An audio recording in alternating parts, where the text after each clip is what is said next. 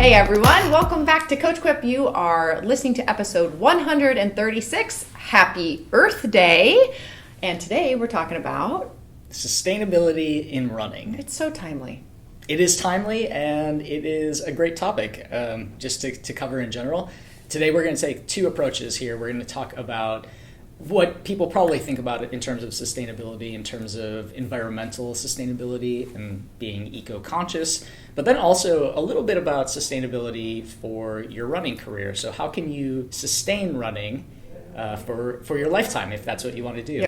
So the inspiration for this came from this book, which is Becoming a Sustainable Runner. It's by Tina Muir and Zoe Rom, and it covers sustainability in a couple of different areas in terms of the environmental sustainability, community sustainability, which I really love, and then personal sustainability.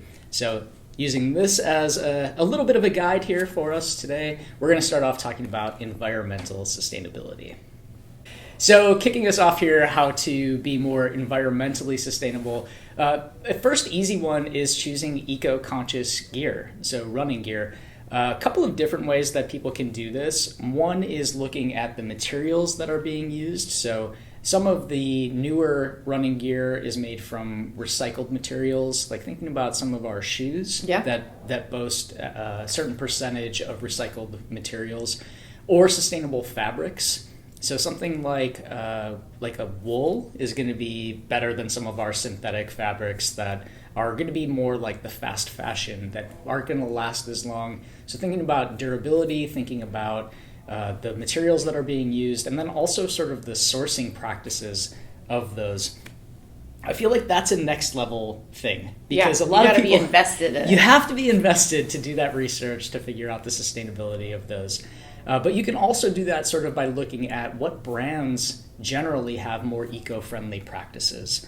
And I think that can be difficult, but it can also sort of direct you down to some smaller brands that maybe are doing some really interesting things. So checking around, seeing what you like in terms of sustainable fabrics, sustainable practices, and those recycled materials as well.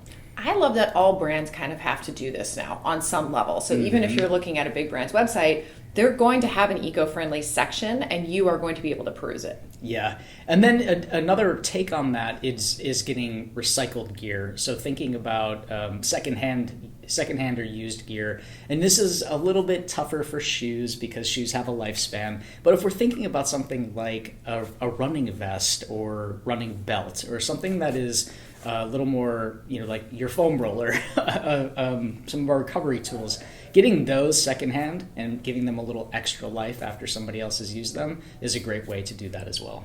Also, this is going a little bit how runners go when they really love a shoe. I have more than one athlete that will find a shoe that they really, really love. And of course, all shoe brands are going to refresh every 12 to 18 months.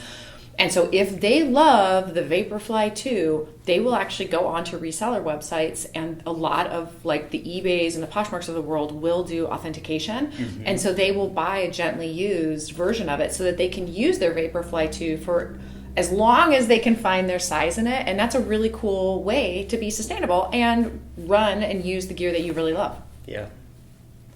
Next up, which is near and dear to my heart, is choosing routes with conservation, right? So utilizing your trails and parks. Chicagoans, I always forget about on the south side running from Jackson Park to like 31st. There's a whole trail system that loops them up. I know when I was driving to Jackson Park last weekend, I saw people running on it again. It's wood chip. It's beautiful. I mean, it's miles and miles. I know I'm going to go. We can go. We can go run it. We'll pre-run it for you. But really realizing those and using them is going to bring awareness to the area, which always just helps get more eyeballs on it, helps fundraise for it. Participating in local cleanups. I know that we've done plogging on Earth Day before where we walk around our neighborhood and pick up, bags. It is insane how quickly we will fill a bag with debris and garbage, as well as we do trail rebuilding days. Mm-hmm. Here in Chicago, a lot of the single track is actually preserved by Camber and created by Camber, which is Chicago Area Mountain Bike I don't know what the R is, but you get the idea. But you can volunteer. If you're using those trails, you should, once a year, volunteer to help rebuild them or clean them up. And then run and cycling commutes. So really minimize that carbon footprint and get on your feet and get on your bike and have that zero. And guess what? You save time too. Save time, probably save a shower. Yeah, save a shower. Let's talk about being sustainable. And I love that too, for any of your easy miles, recovery miles, to be able to get those in while you're actually getting to where you need to go is just so brilliant. So here at Edge, we have lockers where people can rent a locker and stash their gear. And like, what a cool thing to be able to just like, I can run here, and then I have clothes that are already waiting for me, and it's a done deal. So that's a great way to do it. Okay, next up is one of the greatest areas, I think, of garbage making that we have in our sports, which is our nutrition. Yep. So think about all of those little gel packets and all of the wrappers that we have from bars and single-use things that we get to fuel ourselves before, during, and after our runs. Look for ways that you can be more sustainable in that. So one would be like buying in bulk. If you're mail ordering, try to minimize the number of packages that are coming into you. There are some brands that actually have larger quantities. So instead of getting the single serve scratch packets, get the larger pouch where you can portion out your own. Some of them even had that with gels. So way back when I started, I was using Hammer gels. Yeah, I remember they had the big tube. Hammer had this it was almost like a shampoo bottle. A shampoo bottle. That's exactly what I was going to say. Exactly what it looked like. It looked like a shampoo bottle of gel, and then they had this little reusable flask where you could fill the flask and use it, and then only use what you needed. And that was brilliant because it eliminated so many of those packages and wrappers when I was training. But also, when I switched to different brands, I found that you can actually recycle those packages. So there's like a TerraCycle, which has a recycling program for goo wrappers or for like granola bar wrappers and things like that. So look into recycling options for your nutrition materials. And then in terms of hydration, bringing your own bottle. So I've actually seen Tina, who is the author of the book, showed a video recently of running a race and carrying her own reusable bottle and just asking volunteers to fill the bottle. And so for something like a trail race or something that's going to be a longer effort where you're going to have those stops built in, that's a brilliant thing, as opposed to using single-use water bottles or the millions of cups that get used at races each year. So having something a more sustainable option, or carrying it on a belt or your vest, just bringing that with you. Next, I've kind of alluded to it with the run and the bike commute, but reducing your carbon footprint. I love this one because it's very city-minded too, because not everybody has cars, but carpooling. Mm-hmm. First of all, carpooling to races, carpooling to events, getting as many people into one vehicle as possible. Bonus if it's an EV. So we're like really reducing, but it's really going to help, not only build kind of camaraderie and community, and it's just fun because we don't always get to travel with others. It's just me and the pugs usually in the car, so that's way more fun.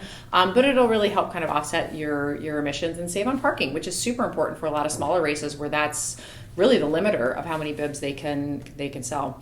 And investing. I'll carpool with you in the pugs. Oh, really? You go on the back seat. It's tons of fun. But I know our athletes are really good at this with even our trail running. Yeah. Like going out to Palos and getting people together. We often have posts about carpools here at Edge prior to getting to anything. And I think it's just a great way, like you said, to build that community. Yeah, totally. Another cool thing that I've seen races do is like Chicago Marathon is actually doing carbon offset for their elite and pro racers. So last year they paid to offset the carbon emissions from all of their professional racers in the field, regardless of where they were traveling from, whatever that carbon emissions would be. I don't even know how that really works. There's a company that you pay to offset it. Very cool. And then they do something to offset the carbon. But this was an initiative that was happening at Chicago Marathon, along with a lot of really, really great sustainability initiatives. For the last 2 years, I volunteered with their sustainability booth, and they talk about all of the ways that they recycle all of the materials to make, the ribbons that go on the medals. Oh, yeah. Or what do they do with all the cups and the foods? They actually compost all of the food from the start line, the banana peels and all of this stuff. So there's so many ways to be sustainable in running, and yeah, that's exactly right. Like not a lot of people know about it. Or when they got rid of the carpet. Yeah. Remember when they got rid of the carpet for Chicago Marathon, and then it was revealed of just how much waste was saved, and I'm sure money was saved too. Yeah. Talk about carpet at the expo. Yeah, right? at the expo. Yeah. Yeah. So, and this is like a mind-blowing thing that I learned, that all of the carpet that goes into McCormick Place for any of these expos gets thrown in the landfill. Yeah, after. That they don't reuse that carpet that's been used for 2 days. I mean, granted, there's millions of people walking on it, but it all just goes in the trash. Yeah, that was another one of their initiatives. Yep. All right, next up is advocating for sustainable practices within the running community. So when you hear about a cool thing that Chicago Marathon is doing for their runners and offsetting carbon or composting the food scraps, tell your local race organizers about that. So if you see something happening somewhere that's a really good initiative, reach out and let people know. A lot of times, it's not a lack of desire to be helpful or sustainable. I think people just really don't even know where to start.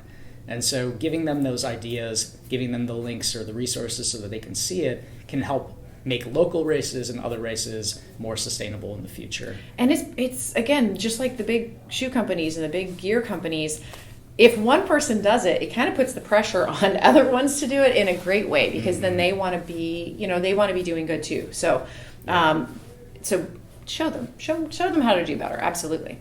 And I think this even goes with your other members of your local running community, that just sharing tips and tricks with other people. Again, I think people want to do the right thing. They want running to be something that they can do for the rest of their life, and to do it in a sustainable way that doesn't hurt the environment. Runners are pretty eco-conscious, friendly people for the most part that I've seen, and sharing those tips and tricks with folks like, hey, I found this great group online where you can get used gear. Yeah. Right? Like share that information with folks, and that'll be really helpful. I mean, even us recycling in the front, right? We started off doing it for 1 month, and now we have an established spot for running shoes. And we had someone that heard that we do it call in yesterday, and we got to tell them, like, gently use, not too trash, tie them together. You can come in our front door, and they just threw the grapevine. Yeah. And even beyond that, recycling here with cans and papers. This is, I would like to congratulate myself on this initiative, or even like the metal straws, Yeah, little bits. Little bits add up, and think about the number of straws that have been saved from smoothies in the last 2 years here. It's a lot of smoothies, it's a lot of straws. So opting for the actual physical cup and mug as opposed to getting the to-go container. All right, so that is great. Environmental sustainability. I feel like I learned a lot. Good. I'm ready. Educate me. It's Earth Day. I love the pivot though on personal sustainability. Like, how do we become more sustainable athletes from an activity side? Mm-hmm. Yeah, and this is like the environment can be sustainable, but we could fall out of love with running very quickly. And so how can we make running or cycling or triathlon or whatever your sport is, something that you want to do forever? The first thing I think is injury prevention and longevity. So if we are hurt, we are less likely to do our sport, that we know. And also if things hurt, it becomes a lot less fun. Yeah, a lot less fun. A little nagging injury that could, that continues and persists and then starts to bleed into your non-sport life. Like, that's the way that people fall out of sport. So making sure that you're doing proper warm-ups and cool-downs. I'm going to say it again. Making sure that you're doing proper warm-ups and cool-downs, because we know this is the first thing that goes. And Absolutely, it is. Regardless of if you are training for a race or if you are an athlete for general wellness, the first thing to go is our stretching and our warm-up and cool-down, when we're like, okay, I have 45 minutes to do this workout, and I have a 45-minute run, so no time to... Chop. Nope, right. That's not where we chop it. That is not where we chop it. So that is really something that's important, particularly as we get older. And every single day you're getting older. So it does not matter how old you are now. Now is the perfect time to start doing your proper warm-ups and cool-downs. And then one that's close to your little green heart would be our cross-training, particularly strength training, to prevent overuse. It happens right over here on the other side of this wall. Right over there, to prevent injuries and overuse. So, switching it up, doing some cross training, some cycling or swimming if you are a runner, always doing strength training, regardless of your discipline of sport, is going to help you be able to stay in sport much longer. And I think it's so hard when it comes to cross training, especially if let's just take our complete cardio horror runner, right? There are a lot of you listening right now. I am one of you. We are the same. I let you curse on this show one time, and you just really ran with it. I'm going with the E rating. But I mean, it's true. Like, if that's the thing that you gravitate toward, it is hard to think, oh, I have to strength train, right? But what we hear on the flip side, because you don't know how it's going to play out, right? You're just like, oh, I'm lifting things, I'm moving dynamically, or I'm riding this bike and I don't really like riding bikes, or I'm swimming and it takes forever to wash my hair, right? We think about all of these things that make it harder, and we're doing this thing that isn't the thing we really want to be doing, right? Mm-hmm. I will tell you, as a coach on the other side, what we hear is, I had a better season, I hurt less, I had more energy throughout the day. I sat all day at work and my back didn't hurt, Mm-hmm. and they realize the purpose for the strength and the cross training. And so they know it at the end of the season, right? And I think that's a good way to think about injury prevention and longevity, is like, well, how am I going to feel at the end of the season, even if I really don't want to do those 20 minutes, right here. It certainly is a bit of a leap of faith for folks, because you don't know how the outcome is going to be. But every single person that I've coached who has shifted from doing their own plan or doing some magazine plan to now actually having days off of rest and recovery and strength training, it's taken 6 months or 8 months for them to see it, but has had an exponentially better season as a result of it. So it does require that you believe and trust the process, but you will see the results of that.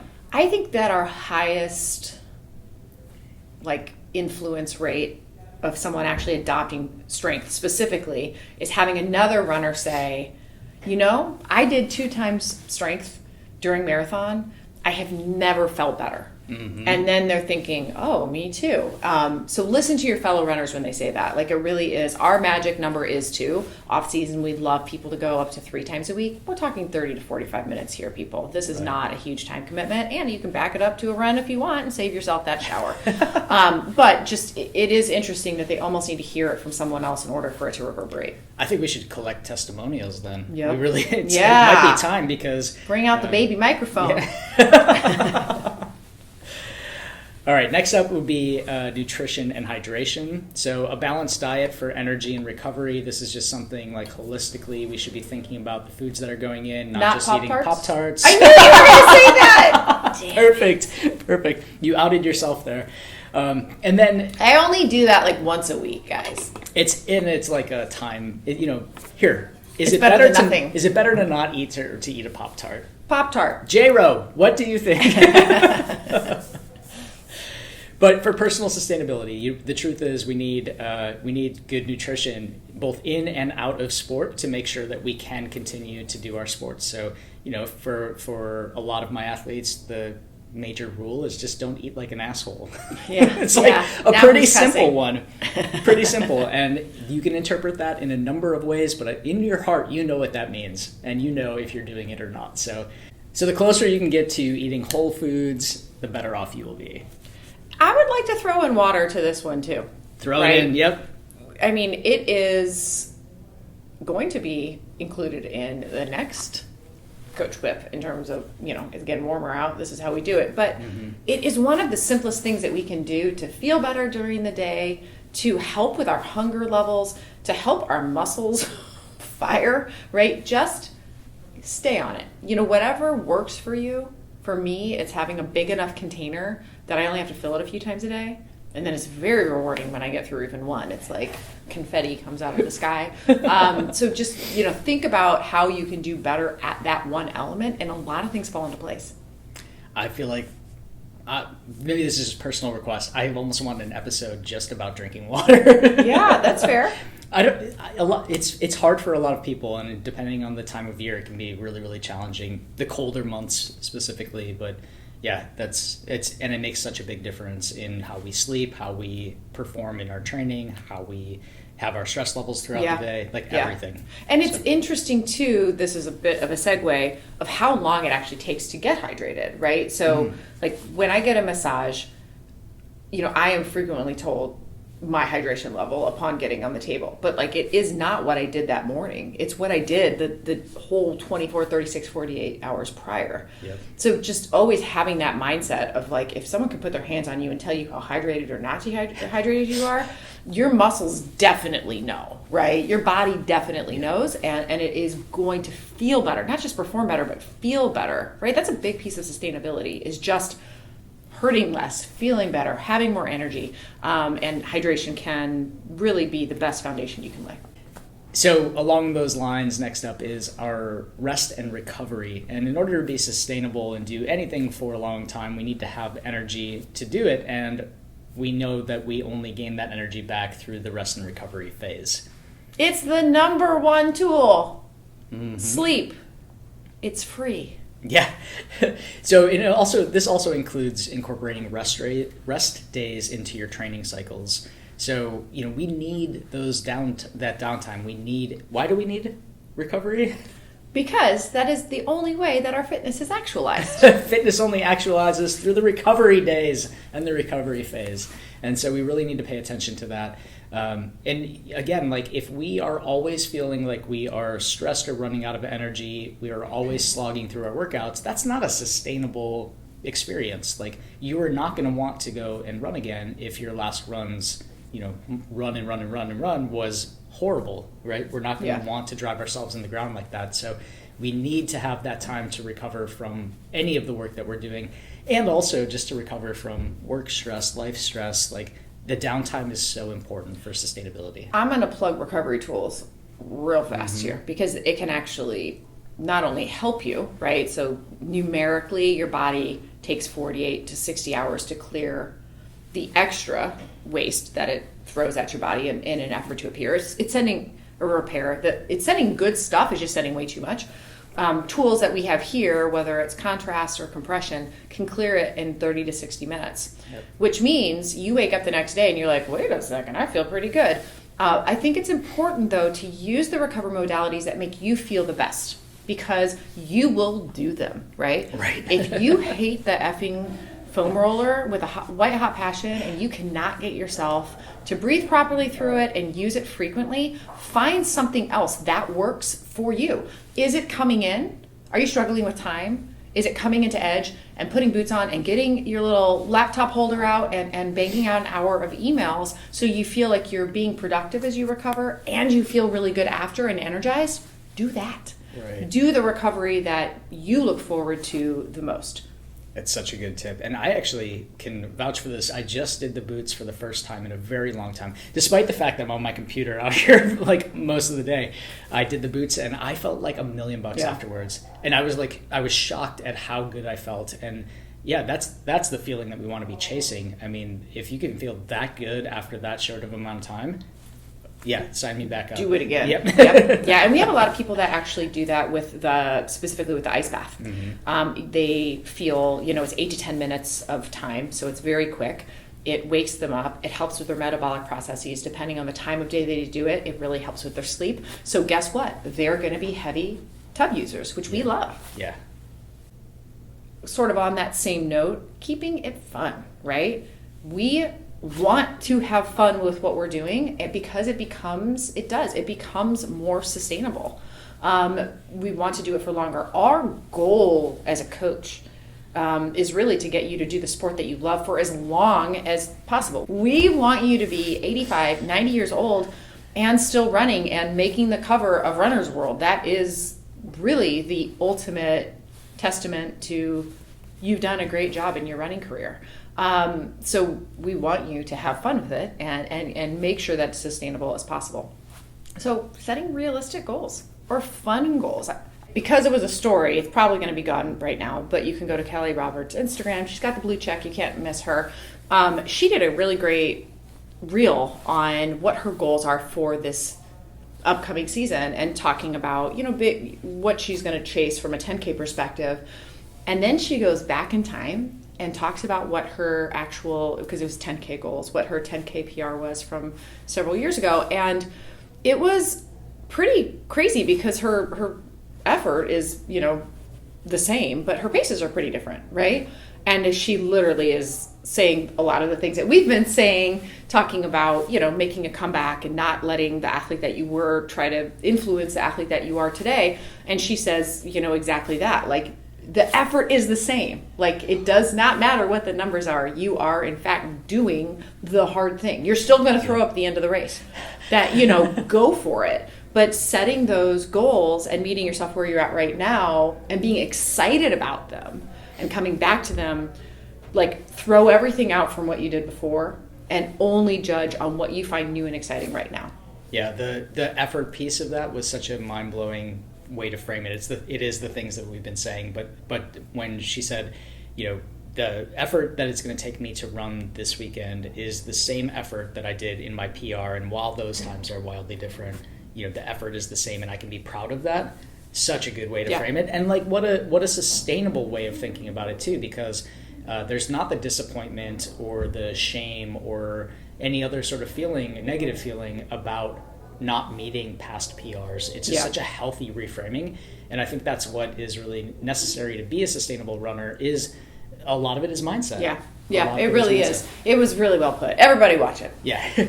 And one thing that Kelly also does really well and is a sustainable runner piece is surrounding yourself with community. And so something that we do here at Edge, when you're around other people who are excited about what you're doing and what they're doing, that rubs off, and it's easier to be more excited, more engaged in your sport when you're around people who also enjoy it. Yeah, absolutely. It's infectious. And I think sometimes people hesitate, right? Especially if they're not feeling like where they were is where, if they're not feeling that they are where they used to be. Mm-hmm. But what they don't know is everyone's just excited to see you, right? Everyone just wants to hang with you and be active or recover and learn and celebrate. And it's just that simple. Yeah. The last way to keep your running sustainable personally is to switch things up as you need to. And so we've talked a lot about this recently, about switching distance, switching your metrics of how you're measuring success, switching events, going to trail, switching disciplines. There are so many sports out there, so many events, so many ways to be engaged. If something that you're doing isn't fun and doesn't seem like you want to continue doing it, do something else. Yep, switch it up. Exactly. All right, so we just went through some ways to be sustainable in your athletics in both environmental standpoint and personally. And happy Earth Day, everybody. Go pick up some trash. Till next time. Thanks for listening to Coach Quip. Original music performed by Ment. Follow us online on Instagram, Facebook, and Twitter at Edge Athlete Lounge. Our podcast lives in the blog section of our website. Don't forget to subscribe, rate, and review this podcast, and you can check out the show notes for additional ways to contact us. Ready, set, onward we go.